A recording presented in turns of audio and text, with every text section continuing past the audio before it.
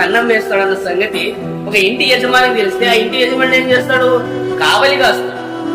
ఎందుకు వస్తాడన్న సంగతి తెలిసింది, కానీ ఎప్పుడు వస్తాడో సంగతి తెలీదు. ఒక ఈ దినాన నాకు నా ఇంటికి ఒక ఎద్దుకు దొంగ అనేవాడు వస్తాడు, వీడిని ఎలాగైనా పట్టుకోవాలి అని ఎలాగైతే కాచుకుని ఉంటాడో, ఇప్పుడు మీకు కూడా అలాగనే తెలిసింది.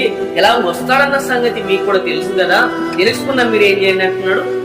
మెలకువగా ఉండండి, మీ జీవితాలను మార్చుకోండి, సిద్ధపడండి, మీ మార్పులోనికి నడవండి, రక్షణలోనికి నడిపింపబడండి, రక్షణ మార్గాన్ని ఓడరు ఎక్కండి. అప్పుడు మీరు కాపాడబడతారు, అప్పుడు మీరు రక్షింపబడతారు, మీరు కూడా ఎత్తబడతారనే వాక్యాన్ని సెలవిస్తుంది. కాబట్టి మనం ఇంకా మెలకువలో లేకపోయి ఉంటే, ఇంకా మనం మెలకువ జీవితంలో లేకపోయి ఉంటే, ఇంకా మన జీవితంలో రక్షణ అనేది లేకుంటే, ఒకవేళ రక్షణ ఉన్నా సరైన మార్గంలో మనం నడవకుంటే ఇప్పుడే నడుపుతాం. ఎప్పుడు ఏ జీవితంలో ఏ క్షణాన ఏం జరుగుతుందో తెలియదు, ఏ క్షణాన మన బ్రతుకులు ఎలా మారిపోతాయో తెలియదు. కాబట్టి